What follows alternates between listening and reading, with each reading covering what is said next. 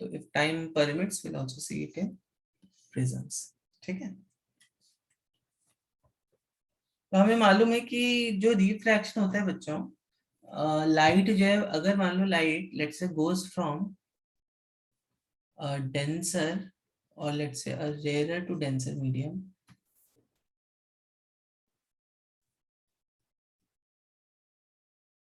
it bends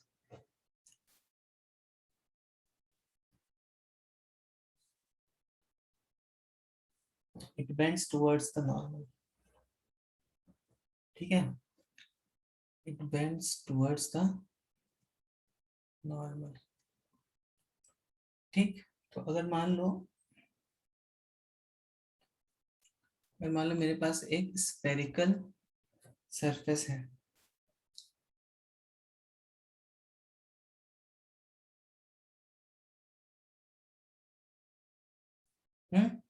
let's say I have a spherical surface,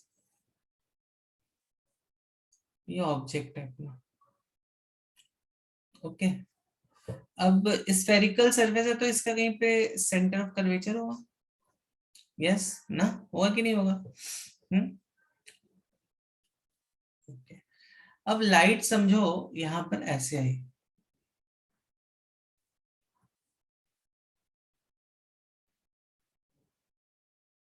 light समझो यहाँ पर ऐसे आई।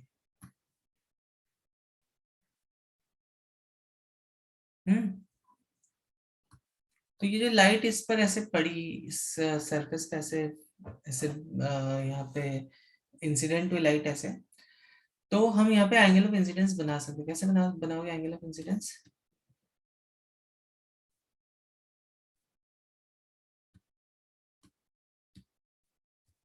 देखो, आपको मालूम है any line that passes through centre of curvature acts as a normal, तो यहाँ पे भी वही रूल फॉलो होगा ना। तो अगर जो भी लाइट यहाँ पर आएगी तो हम यहाँ से एक नॉर्मल ड्रॉ करेंगे। नॉर्मल कैसे ड्रॉ करोगे? एक line which is passing through centre of curvature.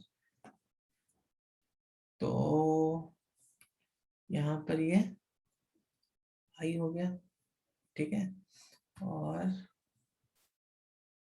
ये हो गया आर।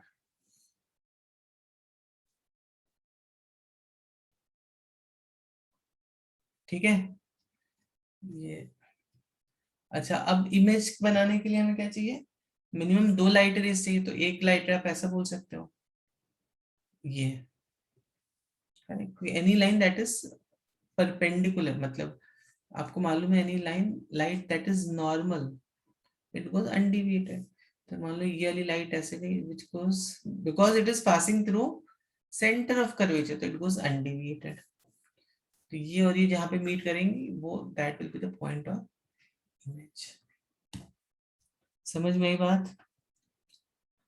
समझ में आई बात कि नहीं आई बच्चों? हम्म, पी मान लेते हैं ये μ1 है, ये मान लेते हैं μ2 है, इसको मान लो बीटा, इसको मान लो गामा। ठीक है, ठीक है ना? तो कितने बच्चों को, पहले बताओ मुझे, ये बात समझ में नहीं है। Light is going from μ1 to μ2, let's say this is a rare medium, this is a denser medium. मान लो एयर से ग्लास में जा रही है, एक ऐसा बबल टाइप का बन गया है या ऐसा कर्व्ड सरफेस है, उसमें light is going from rare to denser medium. कितने बच्चों के बात समझ में नहीं आई? करेक्ट। तो प्लेन सरफेस पे हमने क्या देखा? जिन बच्चों को नहीं समझा एक बार जल्द फिर से देखो, यहाँ पर प्लेन सरफेस पे हमने क्या देखा? लाइट ऐसे इंसिडेंट हुई सरफेस पे, ठीक है, it is making some angle जो कि नॉर्मल के साथ आई है, और जब ये क्या बोलते हैं, जब ये इस डेंसर मीडियम में एंटर होगी तो it will slightly bend towards the normal. ये रूल तो आपको मालूम है, मालूम है कि नहीं मालूम है? इसका मैंने डेरिवेशन भी करके आपको दिखाया था। करेक्ट, क्यों बेंड होती है नॉर्मल की तरफ। लेकिन जब तुम स्फेरिकल सरफेस लोगे ठीक है, when you are taking spherical surface there is a problem in this. What is a problem? अभी यहाँ पे नॉर्मल तुम कैसे बनाओगे? तो नॉर्मल के लिए तुम्हें क्या करना है, तुम्हें मालूम है कोई भी सर्कुलर आर्क है तो उसको जो नॉर्मल होगा it will be always passing through centre ना, उसके सेंटर से हमेशा पास होगा। कैसे बनाते हैं इस पॉइंट पे नॉर्मल? टैंजेंट बनो इस पॉइंट पर और यहाँ से you can just you can take you can मतलब जो रेडियस के लॉन्ग जो लाइन है उसको एक्सटेंड करके कर दो। तो दिस इज एक्चुअली परपेंडिकुलर। समझ में आई बात की नहीं आई? समझ में आई बात की नहीं आई? Yes sir. हम्म। तो यहाँ पे एक टैंजेंट ड्रॉ करो, टैंजेंट को जब तुम परपेंडिकुलर ड्रॉ करोगे इस टैंजेंट को, it will always pass through centre. तो नॉर्मल बेसिकली क्या होता है, it is always passing through centre of curvature. तो ये जो भी स्फीयर होगा इसका जो सेंटर होगा, स्फीयर सेंटर मोस्ट पॉइंट, यहां से तुम इस पॉइंट को से ज्वाइन कर दोगे तो नॉर्मल की तरह ही तो बिहेव करेगा। यस और नो बच्चों? ना? तो ये हो गया एंगल ऑफ इंसिडेंस, ये हो गया एंगल ऑफ डिफ्रैक्शन। ठीक है, ठीक है ना? अभी यस समझ सर। में आई बात कि नहीं आई? अभी समझ में आई बात? Yes okay. सर। तो अब यहाँ पे जब तुम स्नेल्स लॉ लगाओगे तो Snell's law will be what will be Snell's law? कैसे लगा सकते? अच्छा अभी एक चीज और ध्यान देना है यहाँ पे, ये एंगल्स और ये जो जितने भी तुम्हारे एंगल और ये सब है they are small actually. these angles are small in magnitude। तो यहाँ पर भी जब हमने assumption किया था ना, क्या assumption किया था? अगर एंगल स्मॉल होता है तो हम उसको मतलब जैसे थीटा थीटा को हम अप्रोक्सीमेट कर सकते हैं, tan theta and sin theta. तो वो अप्रोक्सीमेशन हम यहाँ पे कर सकते हैं। ठीक है,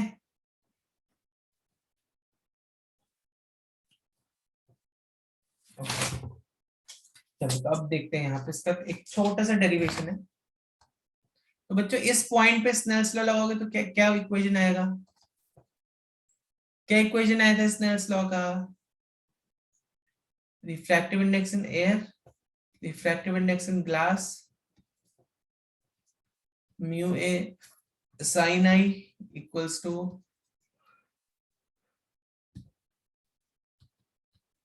we have seen this derivation no, हमने देखा था ना Snell's law, refractive index into sin I, मतलब यहाँ का sin I, इसका रिफ्रैक्टिव इंडेक्स यहाँ का जो जो भी एंगल है, अब इसको A बोल दो sin A हो जाएगा, इसको B बोल दो तो sin B हो जाएगा, लाइक दैट।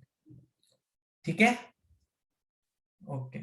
तो अब अगर मेरे एंगल छोटे छोटे हैं तो हम क्या ये बोल सकते हैं यहाँ पे कि sin I is approximately equal to I and इसका sin R is approximately equal to R। क्या हम यहाँ पर ही बोल सकते हैं बच्चों? क्या हम यहाँ पर ही बोल सकते हैं? बोल सकते हैं ना? से समथिंग, यस नो, कुछ तो बोलो। मैंने डिराइव करके दिखाया था आपको, अगर एंगल छोटे होते हैं तो साइन आई जब अप्रोक्सीमेटली आई के बराबर हो जाता है, और या फिर वो ये बोल दो tan आई के बराबर हो जाएगा। ठीक है,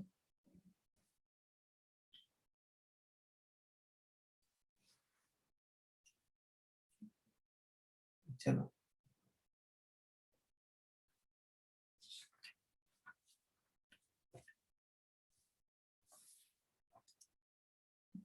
अल्फा।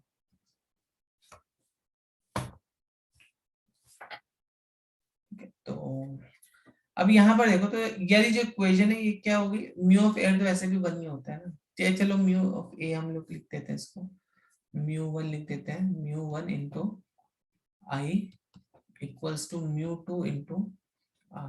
देखो क्या हम इसको ऐसा लिख सकते हैं, अगर मैंने बोला कि भाई साइन आई की जो वैल्यू है बहुत ही छोटी है तो sine I will be approximately equal to I, approximately equal to tan आई।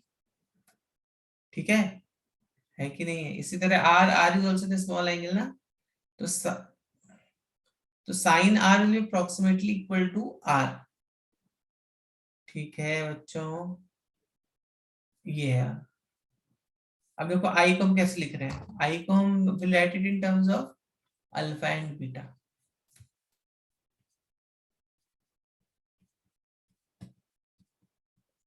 और आर को हम क्या लिखेंगे,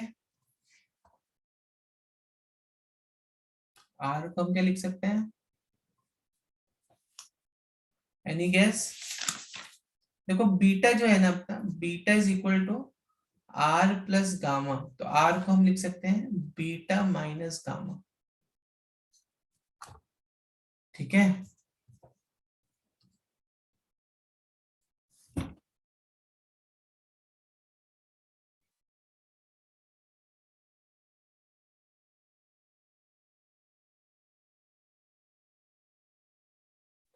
ठीक है ना। चलो अब बच्चों यहाँ पर देखो, अब बिकॉज हमने बोला एंगल छोटे छोटे हैं, तो ऑब्वियसली अगर मैं यहाँ पर एक ऐसा परपेंडिकुलर ड्रॉप करता हूँ, तो ये वाला पॉइंट और ये वाला पॉइंट, ये दोनों पॉइंट बहुत पास पास में होंगे ना। मतलब अगर मैं बोल देता हूँ पी, पी डैश और ए, तो पी पी पी डैश और ए, ये दोनों पॉइंट बहुत पास पास में होंगे, होंगे कि नहीं होंगे। और अभी हमने क्या देखा, अगर एंगल छोटा है, जैसे यहाँ पे एंगल छोटा है, तो sine I is equal to I, तो उसी तरह यहाँ पर हम अल्फा बीटा भी छोटे होंगे, अगर ये छोटा है तो ये भी तो छोटे ही होंगे ना। तो हम क्या बोल सकते हैं, एक और रिलेशन है यहाँ पे जो हमने अभी देखा था, म्यू वन टैन अल्फा,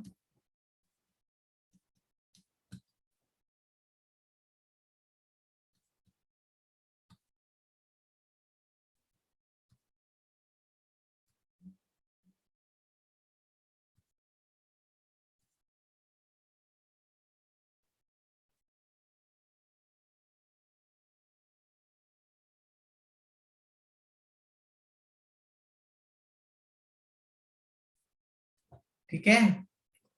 अब जल्दी से बताओ टैन अल्फा कितना होगा, tan alpha will be how much, P A upon, obviously A and P R very close to each other, तो आप पी पी भी लिख सकते हो, one and same. So P A upon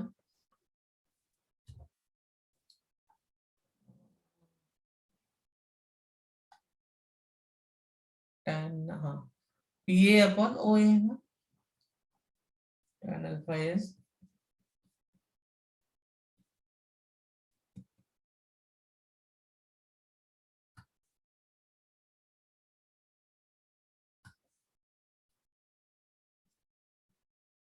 okay. इस तरह टैन बीटा कितना होगा, देखो यहाँ पे इस ट्रायंगल में देखो, P A dash P A upon A C, A and P R very close to each other again,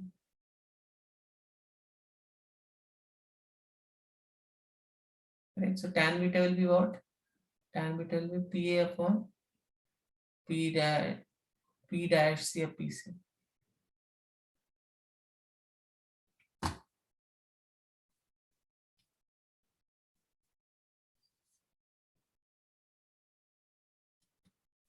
इस तरह म्यू टू देखो कितना होगा, म्यू टू तो ये रहेगा,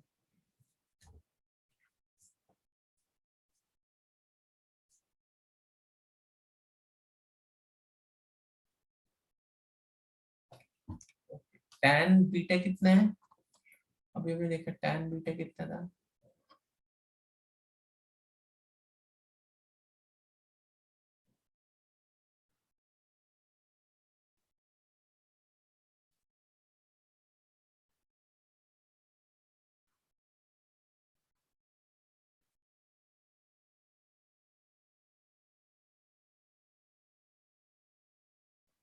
बच्चे समझ में आ रहा है कि नहीं आ रहा है, not getting response from you. So tan beta कितना हो जाएगा, P A upon P dash C,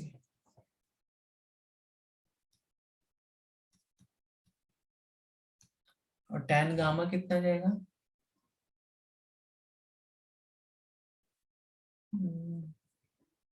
P A upon P आई।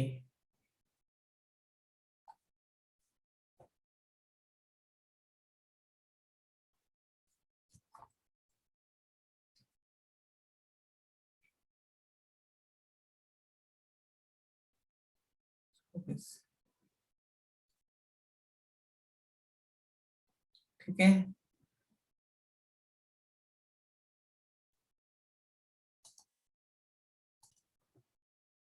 यहाँ पे जैसे एक चेंज कर लेना, tan बीटा जो होगा P A upon A C होगा। No one told that to me, please make this correction. tan beta जो होगा P A upon A C होगा, तो पी ए कैंसिल आउट हो जाएगा।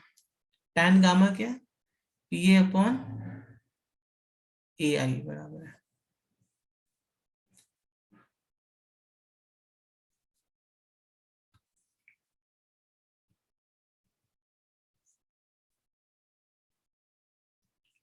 ये आ गया पी ए अपॉन ए सी, ये आ गया। ठीक है, जस्ट मेक दिस करेक्शन भाई, इतना लिख लो, फिर हम लोग आगे का देखते हैं। देखो पी ए तो हर जगह से कैंसिल आउट हो जाएगा। ठीक है, अभी देखो क्या आ गया, म्यू वन अपॉन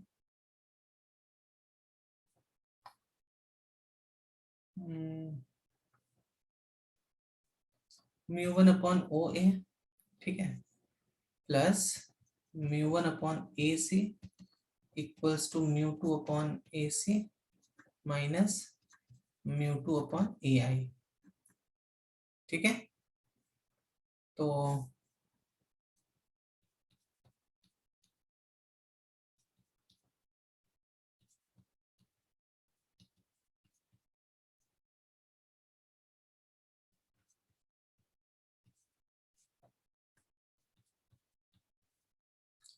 ओके। अब देखो ओ ए जो है, अब देखो पी वाला पॉइंट या पी डैश वाला पॉइंट, ऑलमोस्ट पी डैश वाला पॉइंट और A they also very close to each other, तो ए पी डैश ऑलमोस्ट एक ही चीज है। तो यहाँ पर देखो ये जो डिस्टेंस है, आपको नहीं लग रहा हम अब सारे डिस्टेंस हम यहाँ से मेजर कर रहे हैं, तो ये डिस्टेंस यू हो गया, ये डिस्टेंस आर हो गया, और ये डिस्टेंस दूसरे कलर से ले लेता हूँ,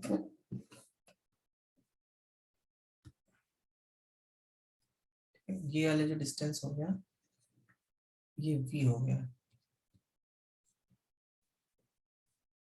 ठीक है, यू वी आर आर, तो ओ ए कितना हुआ, ओ ए इज व्हाट। अब देखो लाइट ऐसे जा रही है, हम डिस्टेंस कैसे मेजर कर रहे हैं, हम p से डिस्टेंस मेजर कर रहे हैं ना। Do you remember sign convention बच्चों, बच्चों साइन कन्वेंशन याद है आपको कि नहीं, साइन कन्वेंशन याद है कि नहीं।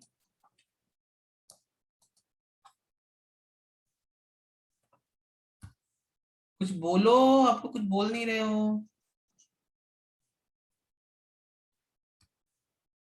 साइन कन्वेंशन याद है कि भूल गए। देखो सर एक बार बता दीजिए। साइन कन्वेंशन बताया था मैंने, देखो सारे डिस्टेंसेस हम इस पॉइंट से मेजर करते हैं, ठीक है, और अगर लाइट ऐसे जा रही है, अगर हम उस लाइट के ऑपोजिट डायरेक्शन में जाएंगे, समझ में आ रही है, लाइट ऐसे जा रही है, लेकिन आप अगर लाइट के ऑपोजिट डायरेक्शन में जाओगे तो you have to take that distance as negative. समझ में आ रही है बात। हम्म हम्म और अगर तुम लाइट की डायरेक्शन के अलोंग चलोगे then that distance you have to take it as that distance have to take it as positive. तब यहाँ पे लाइट ऐसे जा रही है, तुम जो ऑब्जेक्ट का जो डिस्टेंस है, तुम पी पी ए या ओ ए जो भी P dash A P dash O जो भी है, ये जो डिस्टेंस है तुम्हारा ओ पी डैश, इसको जब तुम लोगे तो बताओ क्या हो जाएगा। देखो लाइट ऐसे जा रही है, लेकिन तुम कैसे डिस्टेंस मेजर कर रहे हो, तुम डिस्टेंस ऐसे मेजर कर रहे हो, तो ये डिस्टेंस क्या हो जाएगा, निगेटिव हो जाएगा कि नहीं हो जाएगा, तुम लाइट के ऑपोजिट डायरेक्शन में मूव कर रहे हो। वी हैव सीन दैट और नो। तो यहाँ पर ये जो डिस्टेंस है अपना ओ ए, ओ ए या ओ पी डैश बोल लो, तो ये डिस्टेंस हो जाएगा माइनस, ठीक है, तो mu one upon minus mu plus mu two, देखते हैं म्यू टू ए आई, ए और आई करें। अभी लाइट ऐसे, लाइट है तो देखो ऐसे जा रही है, लाइट ऐसे मूव कर रही है, तुम यहाँ से लेके यहाँ तक डिस्टेंस मेजर करो, दिस तुम you are also moving in this direction, light is also moving in this direction, तुम सारे डिस्टेंसेस पी इस पॉइंट से मेजर कर रहे हो। जैसे इन ग्राफ्स हम करते हैं ना, सारे डिस्टेंसेस ओरिजिन से मेजर करते हैं, फिर उसी तरह हम यहाँ पे सारे डिस्टेंसेस इस पॉइंट से मेजर कर रहे हैं, ये वाला point this seeing the marker. ठीक है, तो v क्या हो जाएगा, v तो पॉजिटिव हो जाएगा, तो ये क्या हो गया, mu two v equals mu two minus mu one, और यहाँ पे जो r होगा ये भी तुम्हारा पॉजिटिव हो जाएगा।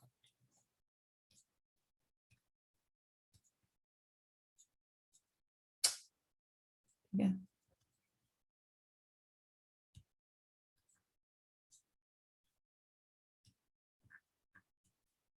कितना होगा म्यू टू v,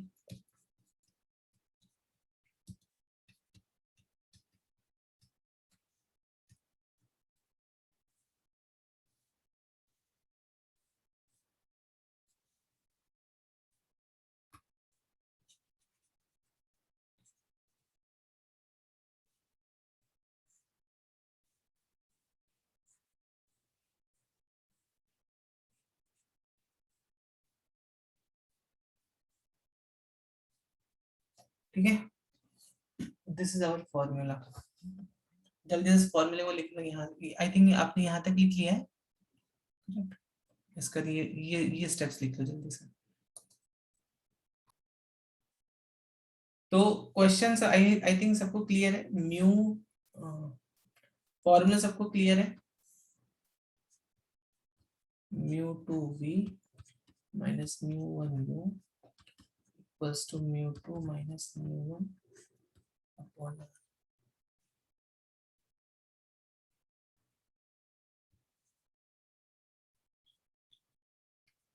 ठीक है। तो यहाँ पर देखो लाइट कहाँ से जा रही है, light is coming from mu one two mu to, light mu one से म्यू टू की तरफ जा रही है। तो देखो यहाँ पर लाइट कहाँ, ऑब्जेक्ट यहाँ पर हमें इमेज की पोजीशन फाइंड आउट करनी है। ठीक है, तो अब देखो यहाँ पे म्यू वन की वैल्यू कितनी हो जाएगी, mu one is one, mu two की वैल्यू कितनी हो गई 1.5। ठीक है, अब u की वैल्यू कितनी हो गई, u की वैल्यू हो गई -15, v की वैल्यू कितनी हो गई पता नहीं हमें, रेडियस की वैल्यू कितनी हो गई +30। क्योंकि देखो सारे डिस्टेंस अगेन हम इस पॉइंट से मेजर कर रहे हैं, लाइट ऐसे जा रही है, तो अगर तुम ये यहाँ से यहाँ तक ऐसे मूव करोगे तो this distance will be negative, then you move from this point to this point, this distance is going to be positive. Okay, तो इस बस अब सब वैल्यूज यहाँ पे पुट कर दो, 1.5 अपॉन v माइनस 1 अपॉन -15। जल्दी से बच्चों सॉल्व करो और बताओ कितना आ रहा है इसका आंसर, v की वैल्यू बताओ जल्दी से कितनी आएगी। इसका आंसर आता है -30, मतलब जो इमेज है वो वर्चुअल है और इस साइड ही बन रही है -30, मतलब -30 वहीं कहीं तो बन रही है ना, सेम साइड ऑफ ऑब्जेक्ट बन रहे थे, मतलब वर्चुअल है। ठीक है, आपको लग रहा है कैसे वर्चुअल, बट है वो, सम और other of this rays are directed in such a way that this is being formed over here. इसको एक्चुअली टू स्केल जब बना के देखोगे तो इट्स मोर, तो आपको शायद समझ में भी आए क्यों ऐसा हो रहा होगा। ऐसा भी अगर हो गया ना, ऐसी भी सपोज ऐसे ऐसे भी अगर हो गया ना तो ऐसे कैन गो लाइक दिस। ठीक है,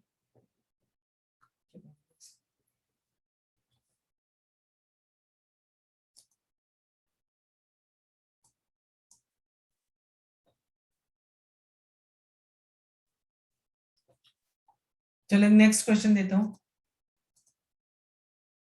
-30 एरिया,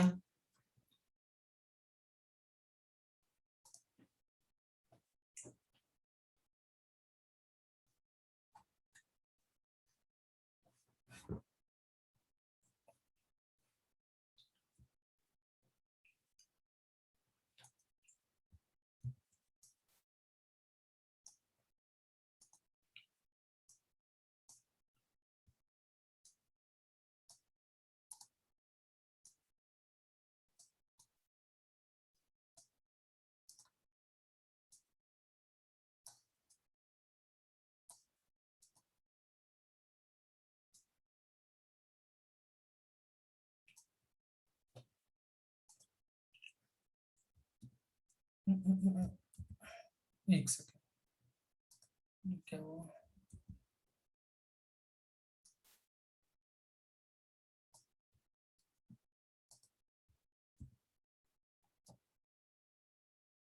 चलो सॉल्व करो जल्दी से, बताओ। So this is the figure.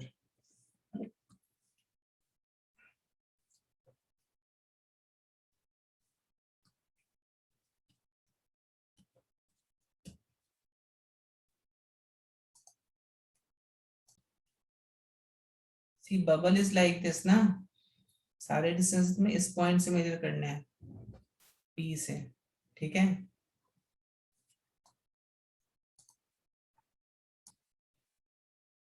देखो लाइट ऐसे जा रही है और तुम इस पॉइंट से बबल का डिस्टेंस यहाँ पे ये मेजर कर रहे हो, ठीक है। तो इसमें दिया हुआ है bubble is 4 centimetre below the surface, तो u की जो वैल्यू है कितनी होगी, +4 सेंटीमीटर, ठीक है। ओके,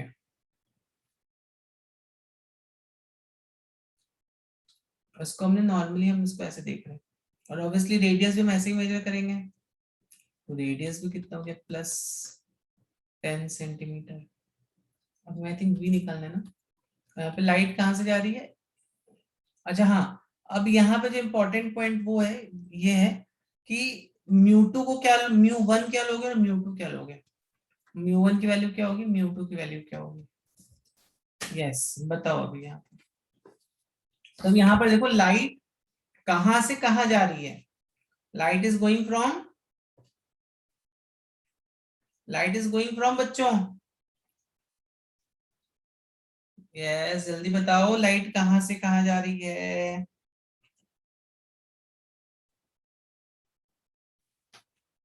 लाइट जा रही ग्लास से एयर की तरफ, तो μ1 वो होता है जहां से जहां लाइट जा रही है। Okay, actually I am sorry, I am really sorry, देखो ये बबल है, ठीक है, लाइट एक्चुअली ऐसे जा रही होगी ना, हम ये डिस्टेंस, ये जो डिस्टेंस मेजर कर रहे हैं ये नेगेटिव आएगा एक्चुअली, क्योंकि लाइट ऐसे जा रही है और हम यहाँ से हम पी पॉइंट से ओ की तरफ जा रहे हैं, पी पॉइंट से हम ओ की तरफ जा रहे हैं, ठीक है। तो लाइट ऐसे गई और हम पी से ओ की तरफ गए, that is going to be negative, this is going to be negative, in fact this is also going to be, तो ये नेगेटिव होगा एक्चुअली। तो लाइट कहां से जा रही है, ग्लास टू एयर जा रही है, यहाँ पे μ1 जो किसका हो जाएगा, refractive index of glass which is 1.5 and μ2 will be 1, तो ये बात ध्यान रखना। अच्छा फॉर्मूला फॉर्मूला है तो μ2 भी minus μ1 u equals to μ2 minus μ1 upon r,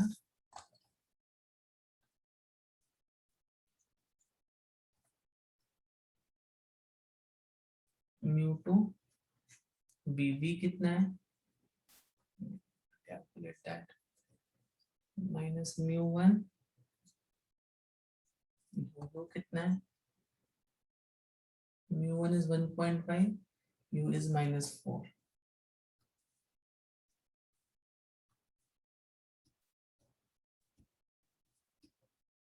अब μ2 माइनस μ1 कर दो, 1 माइनस 1.5, रेडियस कितना हो गया, रेडियस होगा -10,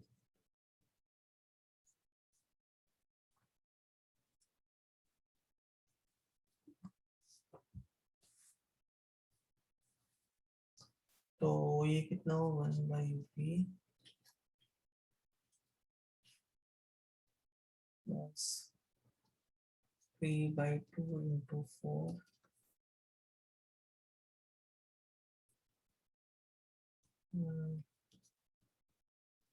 ठीक है, ठीक ना, तो ये हो गया 1/20, जल्दी सॉल्व करो, बताओ, नहीं सॉल्व करो तो आप लोग तो करोगे, 1/20 माइनस 3/12 कितना आएगा ये, इसका एलसीएम 60 आ जाएगा, 12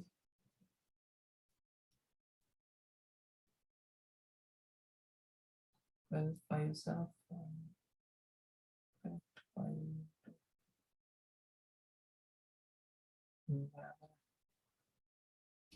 कितना हो गया -12/60 which is -1/5 बराबर है। तो b की वैल्यू हो गई -5 सेंटीमीटर। करेक्ट, b की वैल्यू हो गई -5 सेंटीमीटर। समझ में आई बात की नहीं आई? b की वैल्यू हो गई -5 सेंटीमीटर एंड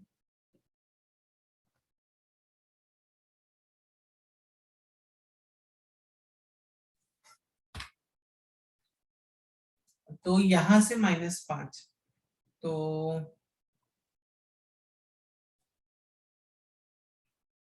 इसका रेडियस 10 है, तो मतलब यहाँ से -5 मतलब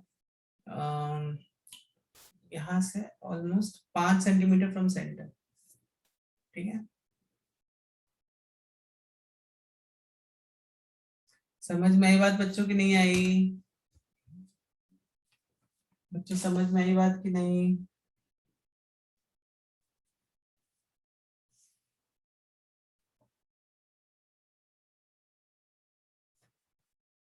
एक सेकेंड, बराबर है ना?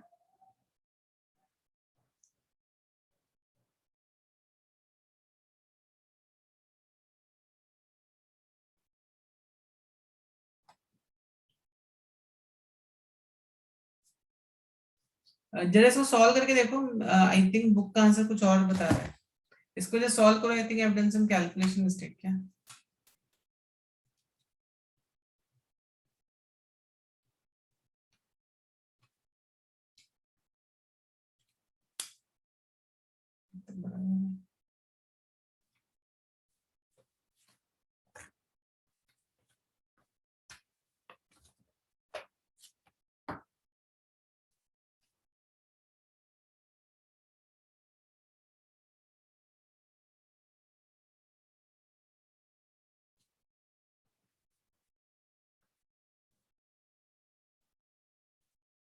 बराबर है 1/20, 1/20 बराबर था। ओ बच्चों, एक बहुत ब्लंडर कर दिया मैंने। दिस विल बी 8 ना, 12 नहीं। आप लोगों ने बताया भी नहीं, 2 4 से 8 होता है ना? किसी बच्चे ने बताया भी नहीं मुझे। इसको सॉल्व करोगे तो देखते हैं कितना आता है।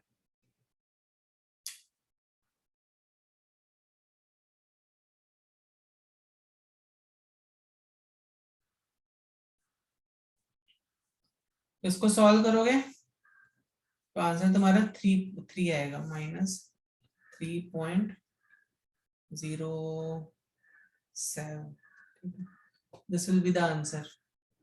समझ में आई बात कि नहीं आई? तो जिसका क्या बोलते हैं, ये जो बबल है, दिस विल लुक समवेयर कहाँ पे, 3 centimetre below the surface. Okay, चलो इसके बाद अभी हम लोग रिफ्रैक्शन एट प्रिज्म स्टार्ट करेंगे।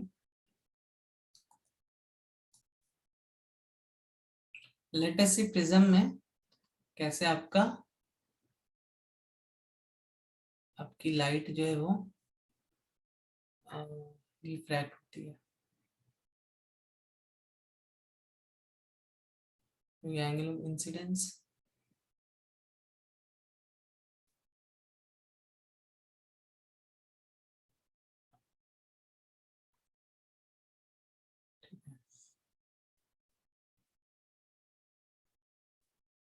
ठीक ऐसे होगी ना। ये क्या मैंने बनाया, डॉटेड से जो बनाया वो मैंने बनाया नॉर्मल। तो light is going to bend towards the normal here. ठीक है, फिर इस नॉर्मल से देखो, इस नॉर्मल, इसको ई बोल देते हैं, इसको R1 बोल दो। तो यहाँ से मान लो ये R2 है। तो अब जब यहाँ से लाइट रिफ्रैक्ट होगी, it will go away from the normal, बस सिंपल ऐसे ही बनाना है आपको, ऐसे रहते हैं ना प्रिज्म से। तो देखो स्लैब और प्रिज्म में what is the difference, let's try to see this. तो प्रिज्म में लाइट तो ऐसे रिफ्लेक्ट होने वाली है, ठीक है, समझ में आ रही बात कि नहीं आ रही है? ये जो डॉटेड से मैंने बनाया है this is basically your normal,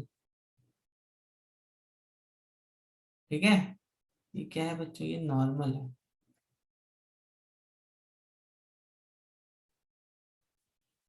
ठीक। So this is R1, this is R2। तो लाइट पहले देखो क्या हुई, it bent towards the normal, और फिर इस सरफेस पे जैसे it goes away from the normal, क्यों? क्योंकि यहाँ पे रेयरर से डेंसर जा रही है, इस पॉइंट से वो डेंसर से रेयरर जा रही है, ठीक है। तो प्रिज्म में बच्चों क्या होता है, अगर देखो light was suppose to be going like this, light was suppose to be going like this, लेकिन लाइट भी ऐसे चली गई, ठीक है। तो ये होता है basically, light is actually deviated from its path. Light क्या होगी बच्चों, light got deviated from its path. यहाँ पे ये जो डेल्टा है this is known as,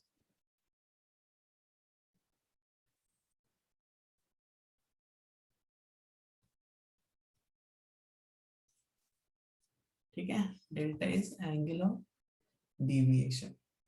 prism में देखो क्या होता है, प्रिज्म, ये प्रिज्म है। स्लैब में क्या होता है, ग्लास स्लैब में, ग्लास स्लैब में लाइट जो होती है ऐसे आती है, यहाँ पे रिफ्रैक्ट होती है, ठीक है,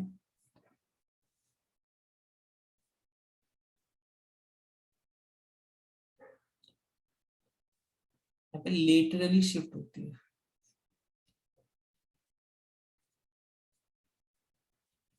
तो स्लैब में क्या होता है, लाइट इज शिफ्टिंग, जैसे शिफ्ट हो रही है, पैरेलल लाइंस की तरह शिफ्टिंग जैसा होता है वैसा शिफ्ट हो रहा है। यहाँ पे क्या हो रहा है, यहाँ पे डिविएशन हो रहा है लाइट का, ठीक है।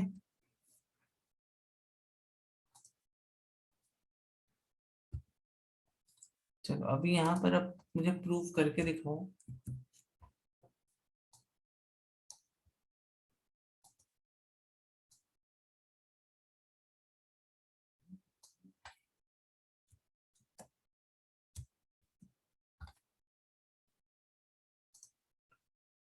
सुनना,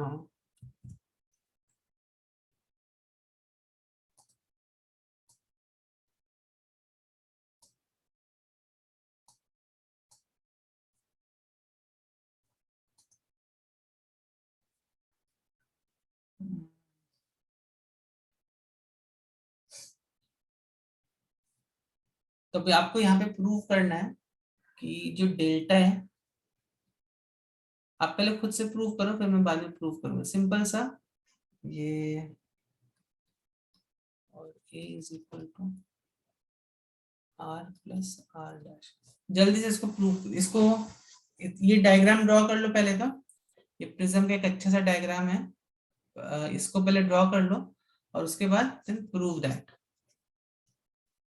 तो एंगल ऑफ डिविएशन जो that is equal to i plus i dash minus a क्या है यहाँ पे, दिस, ये angle of prism, a is known as angle of prism, ठीक है। इसको चलो प्रूव करने की कोशिश करो।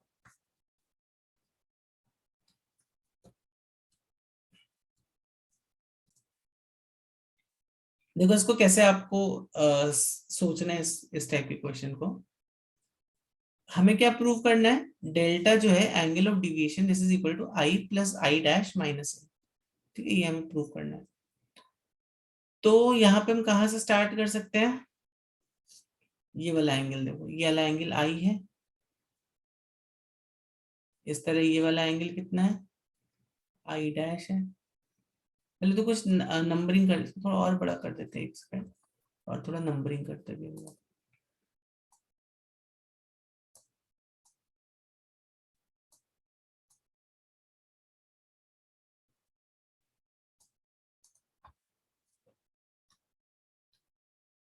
ठीक है।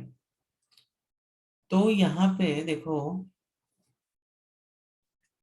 पर तो नंबर, अच्छा यहाँ पे दिया है PQRCA T, तो ये वाला जो एंगल होगा, I am talking about this angle, this angle is I minus R, और ये वाला एंगल जो होगा I dash minus R dash. ठीक है, ये एंगल होगा आई माइनस आर, ये एंगल होगा I dash minus R dash. Okay, ठीक है। तो अब आप in triangle, in triangle T Q R, ठीक है, एक्चुअली डेल्टा की जो वैल्यू होगी sum of exterior angle is equal to two interior angles, so delta is equal to I minus R plus I dash minus R dash. ऐसे को delta आ गया अपना I plus I dash minus R plus, आ गया। चलिए next देखते हैं। अब यहाँ पर अगर तुम देखोगे बच्चों, यहाँ पे just try to see in this problem, ये वाला जो एंगल है this is actually 90 degree, this is 90 degree, ठीक है। तो ये तो 180 डिग्री हो गए। तो ए, एंगल ए और एंगल ये वाला एंगल, इसको मान लो एक्स, एक्स मत मानो इसको। तो ये वाला जो एंगल है तुम्हारा, ये ए हो गया, और ये वाला जो एंगल है इसको मान लो v। तो a प्लस v जो होंगे उसका जो मैग्नीट्यूड होगा वो कितना होगा, a प्लस v का जो मैग्नीट्यूड है वो 180 के बराबर होगा, होगा कि नहीं होगा? क्योंकि ऑलरेडी मैंने आपको बताया, अभी यहाँ पर देखो ये वाला 90, ये वाला 90, तो 90 90 ये 180 हो गया, 90 प्लस 90 180, फिर ये बचा और ये बचा। तो 180 plus 180 that makes it 360 degrees, correct. चलिए, तो a प्लस बी जो होगा हमारा कितना होगा, a plus B is 180।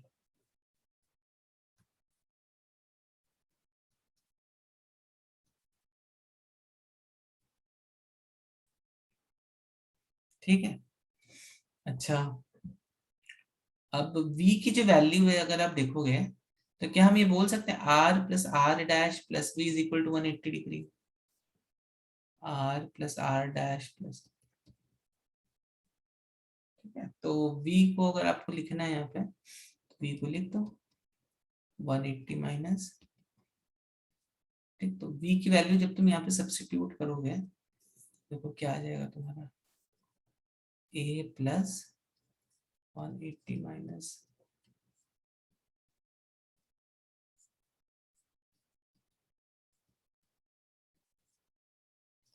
so we'll get this a is equal to r plus r dash। समझ में आई बात, a is equal to, तो a is equal to r plus r dash, यहाँ पे देखो r plus r dash आ रहा था, तो अगर मैं इसको सब्स्टिट्यूट कर दूं इस वाली इक्वेशन में, r plus r dash को हम क्या पुट कर सकते हैं, this implies delta is equal to, ठीक है। समझ में आ गई बात बच्चों, समझ में आ गई बात कि नहीं आ गई? जल्दी से इसको लिख लो।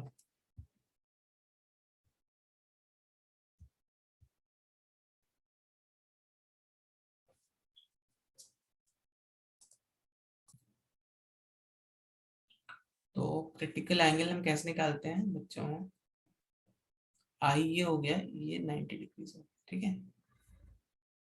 तो obviously sine I mu of glass into sine I mu of air into sine 90। Obviously light is going from let's say glass to air, तो ये भी 1 हो गया, ये भी 1 हो गया, तो साइन आई जो है 1 upon mu G which is 2/3, ठीक है। तो इसको जब इसकी वैल्यू आप निकालोगे इसकी जो वैल्यू आएगी दिस विल बी 42 डिग्री के आसपास आती है। तो ग्लास के लिए क्रिटिकल एंगल 42 डिग्री होता है, करेक्ट। तब यहाँ पर आप देख सकते हैं, यहाँ पे मैंने कुछ वैल्यूज लिखी है, मैं आपको बताता हूँ वैल्यूज कैसे आएंगे। जैसे लेट मी टेक एक 20 डिग्री से, 20 डिग्री से हम लोग चलो स्टार्ट करते हैं, ठीक है। तो मान लो मैंने एक प्रिज्म लिया, ठीक है, ध्यान से सुनना। और यहाँ पे जो लाइट आ रही है वो कितने डिग्री पे आ रही है, 20 डिग्री पे आ रही है, ठीक है। फिर यहाँ पे और देख, यहाँ पर हम जस्ट निकालें। तो यहाँ पर देखो मैंने कुछ चीजें फिक्स कर दी हैं यहाँ पे, जैसे इस केस में यहाँ पे जो ए की जो वैल्यू है वो है 60 डिग्री, ठीक है। और ग्लास का जो रिफ्रैक्टिव इंडेक्स है वो है 1.5। तो ये दो चीजें हम फिक्स कर देंगे यहाँ पर। तो अगर मैंने ए की वैल्यू 60 डिग्री फिक्स कर दी, refractive index of glass 1.5 fix कर दिया, और मैंने बोला ये I1 20 डिग्री आ गया, ये आई जो है 20 डिग्री है। तो यहाँ पे देखोगे तो आर की वैल्यू निकाल लो, तो कितना आ जाएगा ये sine 20 equals to 1.5 into sine of R. तो इसको अगर मैं सॉल्व करूँ, sine 20 divided by 1.5, shift of sin inverse, answer तो ऑलमोस्ट 13 डिग्री के आसपास आता है। तो यहाँ से जो ये R1 आ रहा है मेरा, जैसे R1 की वैल्यू आती है 13.2 डिग्री, ठीक है। तो 13.18 आ रहा है, बराबर 0.2, 13.2 13.18 ऑलमोस्ट सिमिलर। और यहाँ पर R2 की वैल्यू कितनी आ जाएगी, अगर अभी तुम्हें मालूम है यहाँ पे ये जो R2 होता है, R1 प्लस R2 की जो वैल्यू है ये A के बराबर होती है। This A, here A is 60 degree, यहाँ पे R2 की वैल्यू आ जाएगी 46 पॉइंट। तो देखो दैट मीन्स इस इतने एंगल पर क्या होगा, यहाँ पे टोटल इंटरनल रिफ्लेक्शन हो जाएगा। अगर यहाँ पर आपने आई की वैल्यू 20 डिग्री है और ए को तुमने फिक्स कर दिया 60, ठीक है। ये यहाँ से R1 की वैल्यू तुम निकाल सकते हो using Snell's law, which comes out which is this, ठीक है। तो यहाँ से R1 की वैल्यू 13.2 है, तो R2 की वैल्यू ऑलमोस्ट 46.8 के आसपास आती है, 46.8 डिग्री के आसपास। समझ में आई बात कि नहीं आई, R2 की वैल्यू कितनी आएगी, समझ में आई कि नहीं आई ये बात। ओके।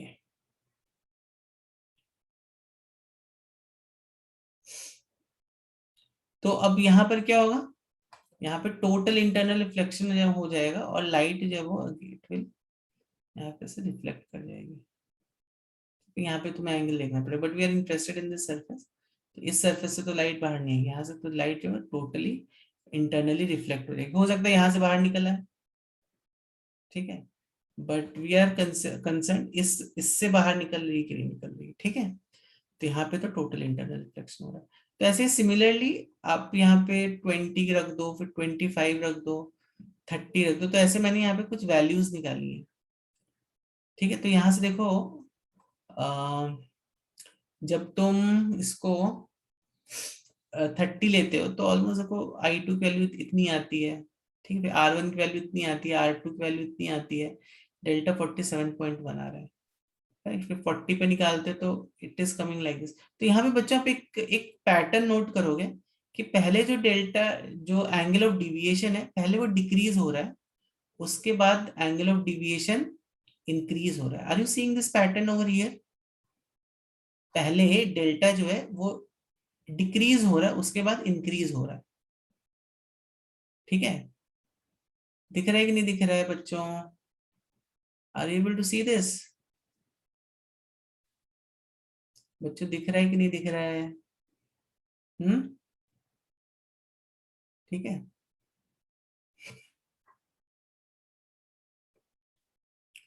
तो अगर मैं एक ग्राफ बनाता हूँ, ग्राफ प्लॉट करता हूँ, ठीक है, और जिसमें मैं एंगल ऑफ डिविएशन, यहाँ पे एंगल ऑफ डिविएशन को रखता हूँ और यहाँ पे आई को रखता हूँ, सब ऐसे ही कुछ ग्राफ है, ऐसे ग्राफ बनाता हूँ। Just a second.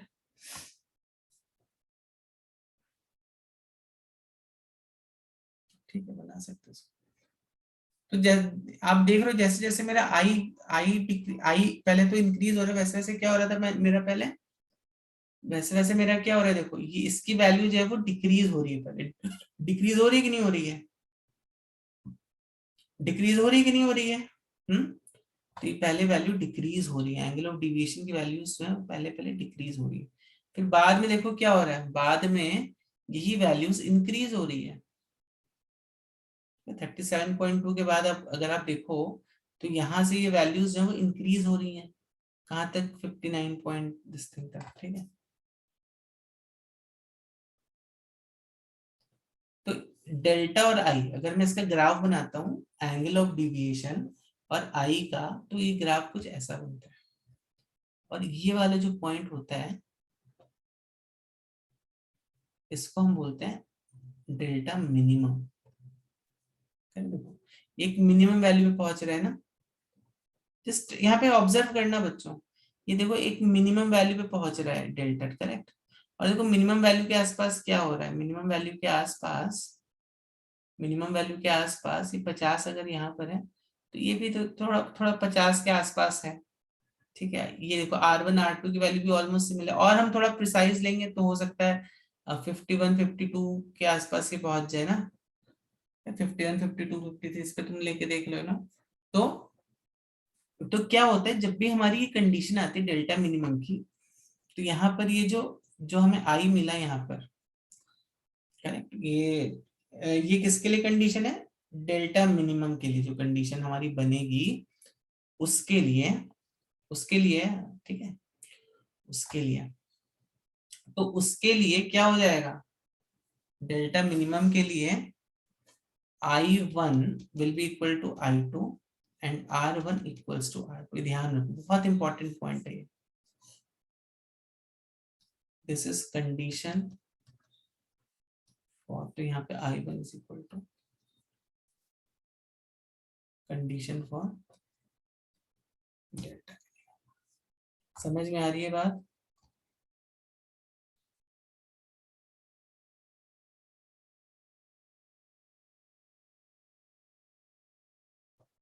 ठीक है, करेक्ट, समझा ना बच्चों। तो यहाँ पे अगर मैं इसकी इक्वेशन लिख दूं, delta is equal to I1 plus I2 minus A था, तो ये कितना देगा, 2I माइनस ए, या 2R is equal to A, R is equal to A by 2, R1 equals to R2 equals to. तो बच्चों ये बात समझ में आ रही है कि नहीं आ रही है, समझ में आ रही है कि नहीं आ रही है बात।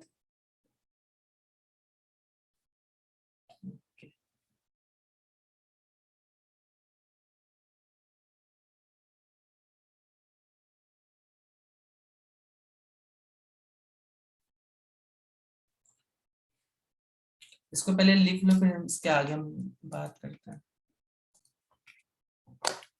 चलिए देखिए अभी, तो आई को हम क्या लिख सकते हैं, यहाँ पर देखो, आई को आप क्या लिख सकते हैं, आई को आप ये लिख सकते हैं ना, I is equal to delta plus A by 2, मैं क्यों लिख रहा हूँ ऐसे बताऊंगा, ठीक है, करेक्ट। अब आपको मालूम है रिफ्रैक्टिव इंडेक्स ऑफ ग्लास क्या होता है, mu is equal to sine I by sine of R, ठीक है। तो साइन आई कितना हो गया,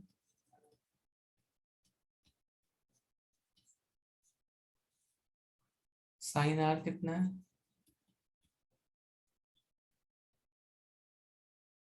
ठीक।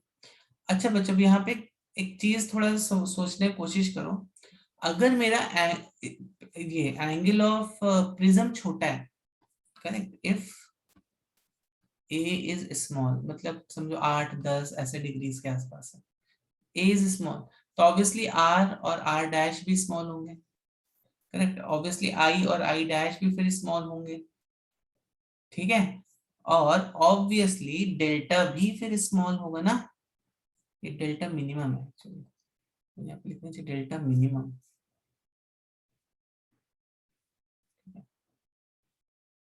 Also delta minimum over here, correct बच्चों। तो ये बात आपको समझी क्या? अगर ए स्मॉल होगा, ठीक है, तो R R dash I delta सब वैल्यूज स्मॉल ही होने वाली है। यस और नो बच्चों?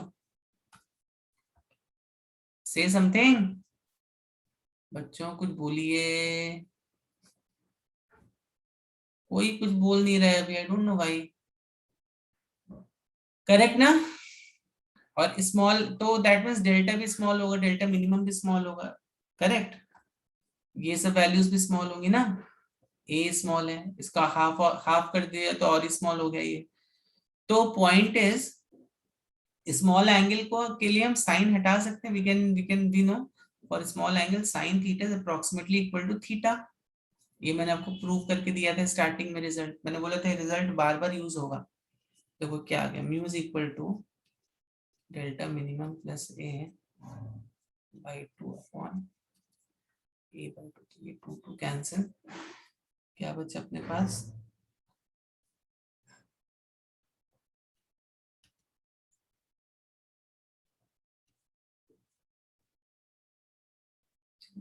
One times